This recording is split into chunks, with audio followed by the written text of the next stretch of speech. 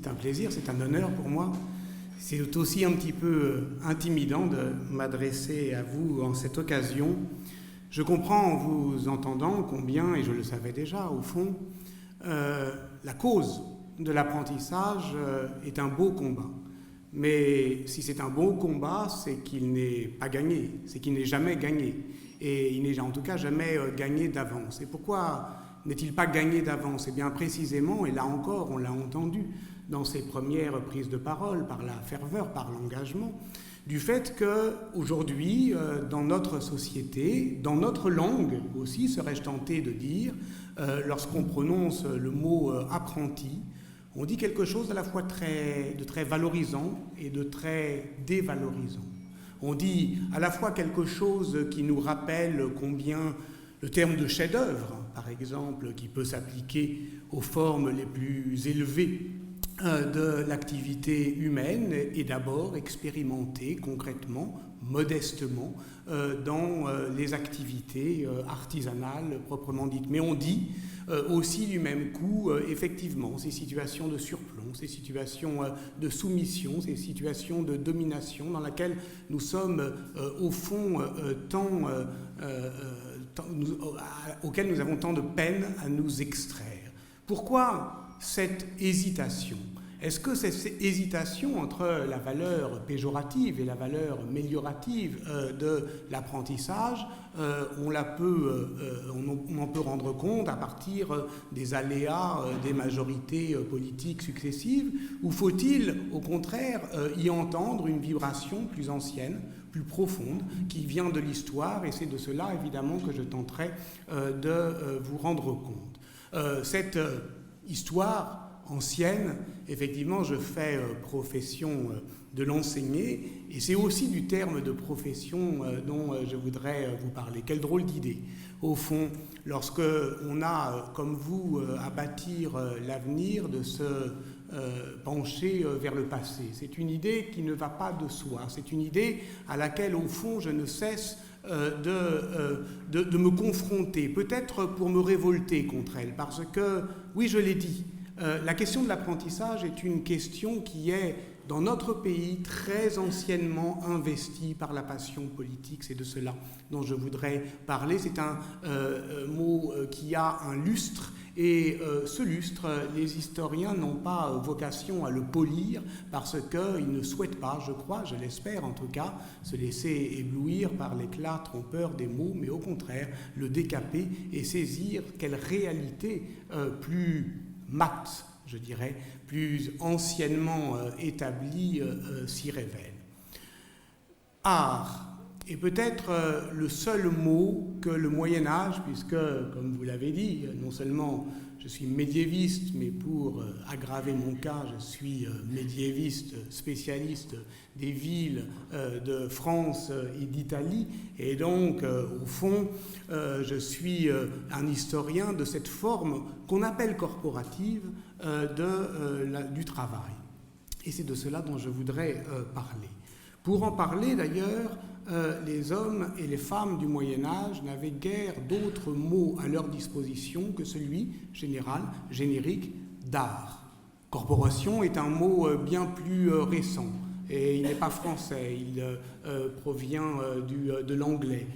Artisan provient de l'italien. Dans un cas comme dans l'autre, ils sont à peu près contemporains de leur remise en cause. Pour corporation, c'est évident, ça n'apparaît qu'au XVIIIe siècle, au moment précisément où la forme corporative du travail est en train d'être remise en cause, non seulement économiquement par l'essor du salariat, mais philosophiquement par une critique qui est propre à l'encyclopédisme et sur laquelle, évidemment, à l'école Boulle, on n'est pas mal placé pour en parler. Je voudrais dire quelques mots pour achever tout à l'heure mon propos. Eh bien, tant du point de vue donc de l'essor économique du salariat que de la construction philosophique d'une critique de la corporation qui s'achève avec la loi Le Chapelier de 1791, d'une certaine manière, on a commencé à définir ce système ancien de la corporation qui définissait les hiérarchies entre maîtres, compagnons et apprentis, au moment même où on a voulu s'en débarrasser. Donc, ce n'est pas de corporation dont on doit parler lorsqu'on doit saisir les formes anciennes du travail, mais du seul mot, je le répète, que le Moyen-Âge connaissait pour identifier cette activité qui est celui d'art, ars en latin. C'est un assez beau et lourd et chargé je dirais, à la fois d'expérience et de savoir, mot du travail. Ça veut dire d'abord une pratique, c'est un faire. Et d'une certaine manière, il faut toujours ressaisir cette dimension fondamentalement pratique de l'activité humaine. Mais c'est un faire qui ne se peut maîtriser que par un savoir-faire. Et ce savoir-faire, il se transmet.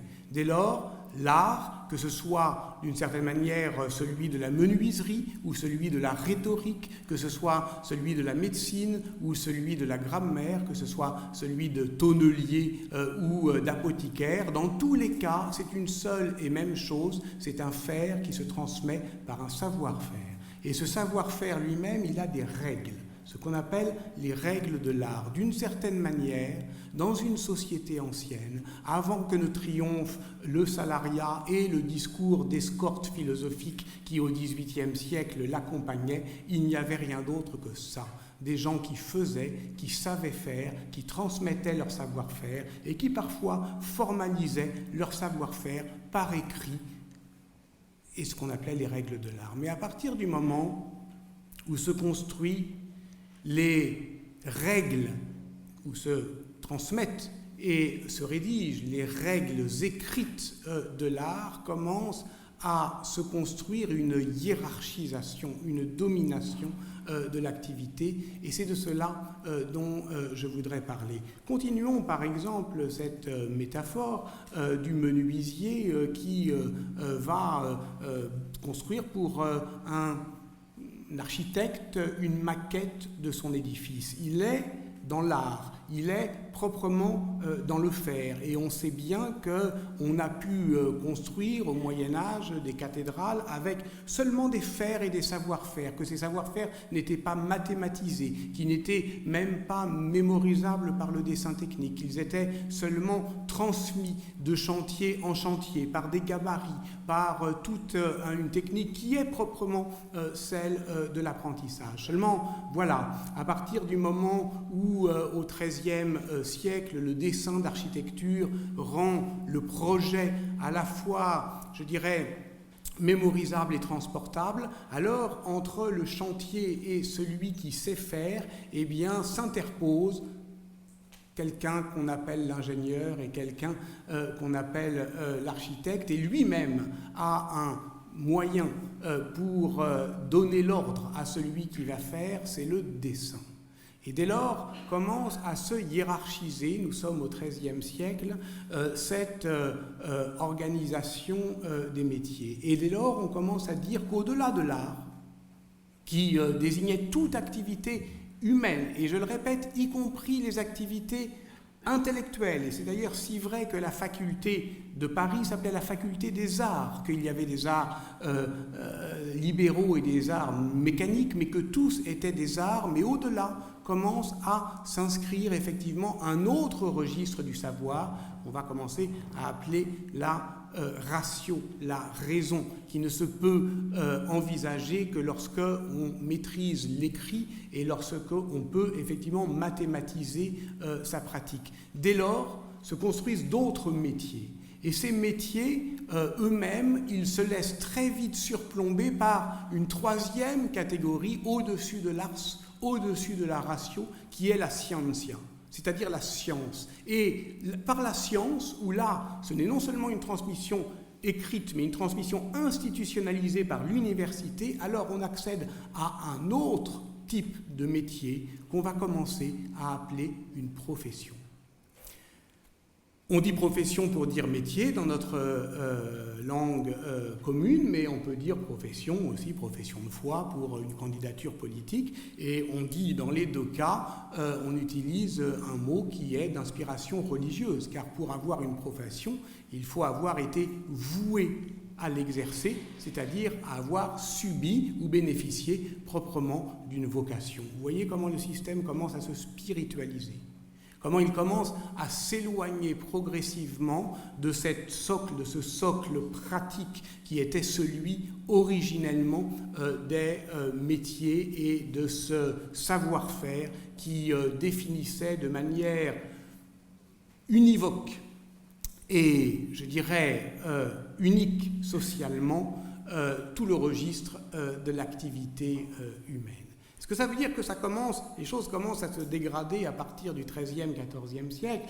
Non, sans doute, mais en tout cas, elles commencent à se révéler dans leur complexité et dans leur complexité sociale. Et c'est de cela dont je voudrais parler dans un deuxième temps. En tant qu'apprenti historien, en tant qu'étudiant, j'ai appris le système des corporations médiévales dans un livre qu'on nous faisait encore lire au moment où je faisais mes études, au milieu des années 80, un livre d'Émile Cornart qui s'appelle « Les corporations en France avant 1789 ». Les plus curieux d'entre nous avaient repéré la date de publication de la première édition de ce livre, 1941, mais aucun d'entre nous n'était suffisamment curieux, je parle aussi d'un temps d'avant Internet, pour remarquer que c'est Émile Cornart qui avait écrit le livre de référence sur les corporations médiévales, était aussi celui qui avait tenté, sous Vichy, de les faire renaître par donc cette grande entreprise politique de rénovation du système corporatif dont on voyait très bien qu'il portait un idéal politique d'ordre, d'un ordre apaisant, d'un ordre qui justement serait après le salariat, d'un ordre qui viendrait écraser au fond toute une histoire qui avait déjà idéalisé la corporation, car il faut voir que ça vient de bien longtemps, que cette idéalisation du système de la corporation, à partir du moment où justement il est aboli, en tout cas pour la France en 1791, cette idéalisation, elle vaut pour un cycle et un spectre assez large du politique, puisque ça va effectivement du catholicisme social jusqu'au marxisme. Marx est celui qui, le plus continuellement, le plus obstinément, va idéaliser le système des métiers médiévaux en tentant de montrer qu'un métier médiéval ne cherche pas à produire du profit, mais à produire de la valeur. Et que ce qui se construit dans justement cette hiérarchie, apprenti, compagnon, maître, c'est une transmission de la valeur bien au-delà, d'une certaine manière, de l'intérêt que les maîtres, qui sont les entrepreneurs, c'est pas toujours vrai, mais le plus souvent c'est vrai tout de même, c'est eux qui détiennent le capital circulant, donc bien au-delà de l'intérêt qu'ont les maîtres à dégager des profits. Ce que construit d'abord ce système, c'est une perpétuation de la valeur, et en particulier une perpétuation de la valeur des règles de l'art. Le plus important, c'est que soit déterminée et préservée la valeur du métier. Et c'est pourquoi toutes les règles des corporations étaient limitatives. Elles devaient, au fond, limiter la production,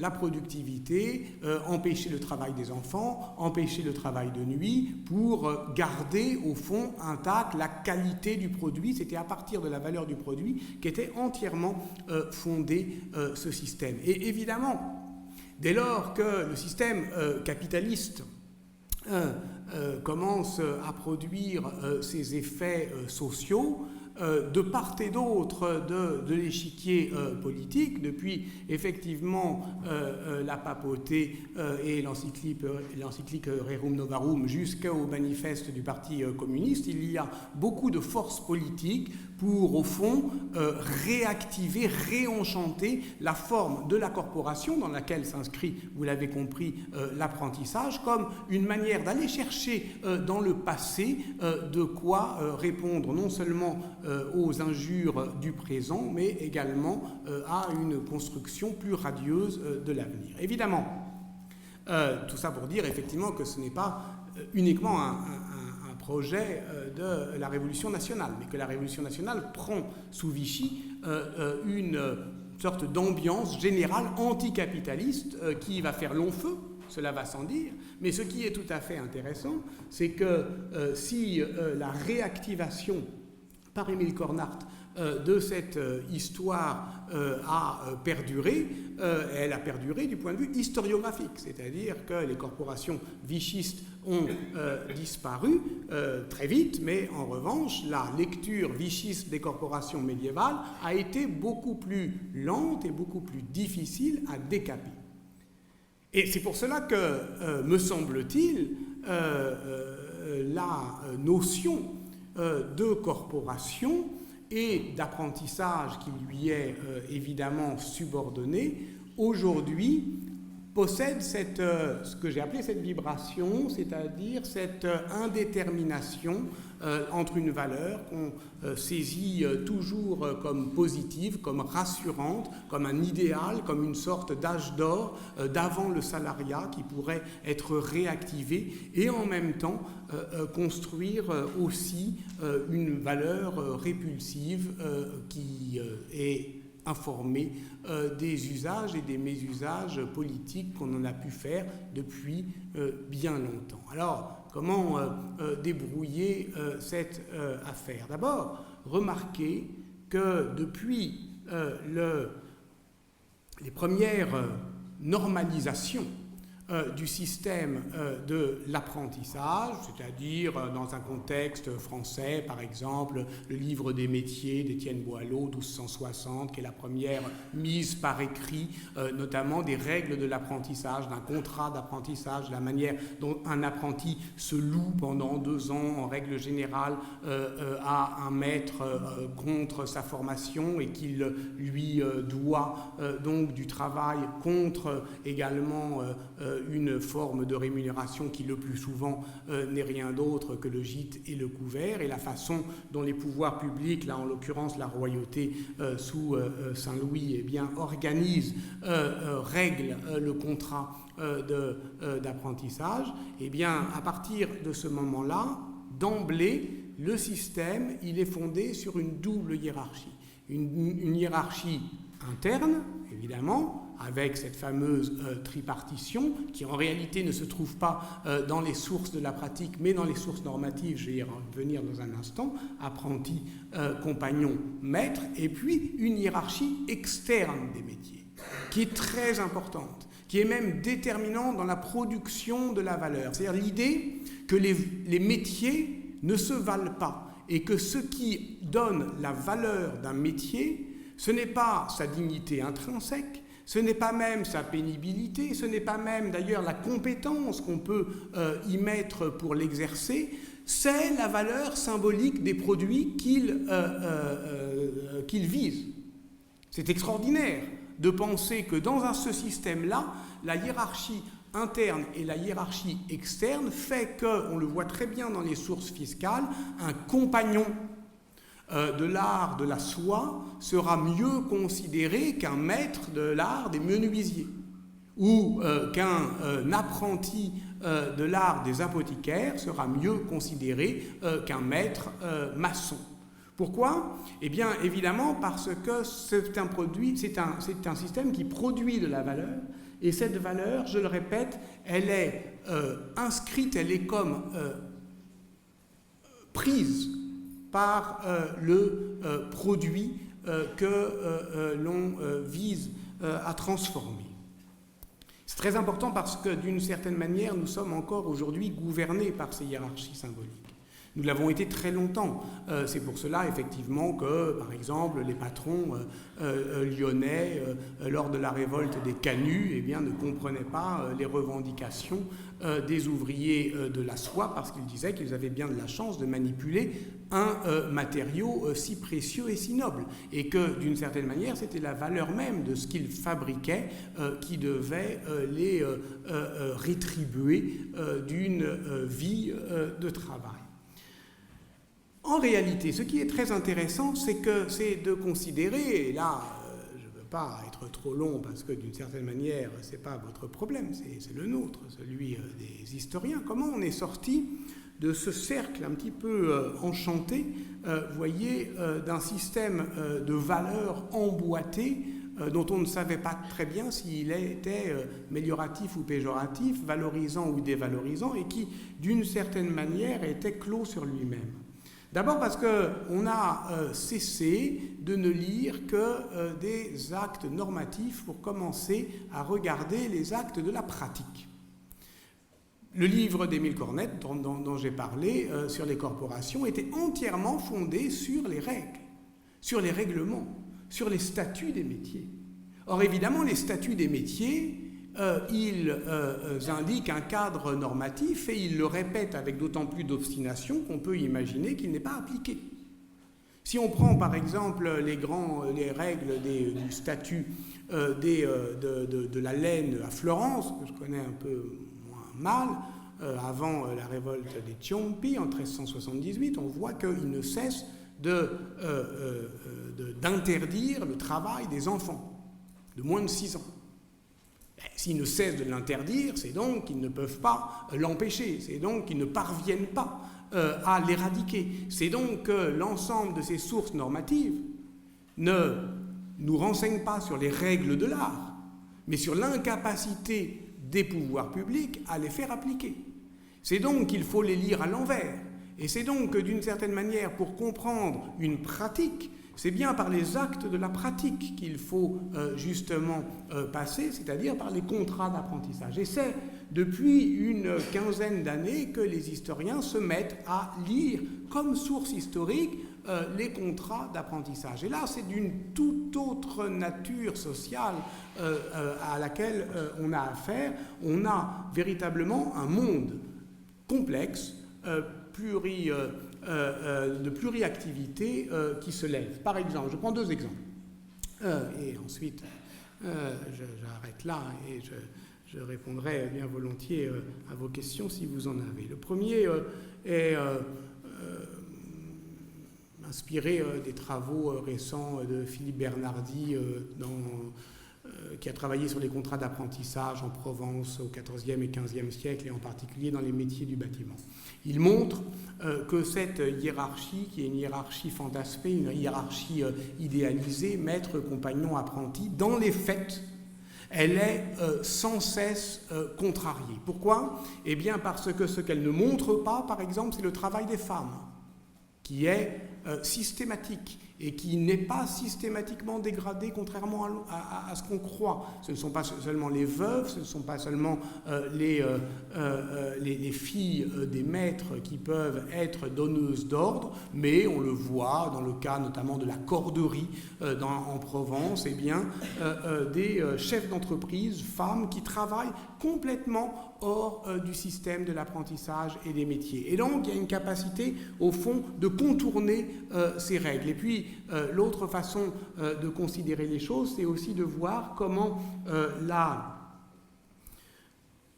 relation de maître à apprenti n'a pas du tout, je dirais, la sérénité paternelle que les règlements des métiers lui prêtent, mais dès qu'on voit les contrats d'apprentissage, eh bien, donne une image beaucoup plus âpre de la réalité. Et c'est pour cela que ces contrats sont si systématiquement enregistrés devant notaire.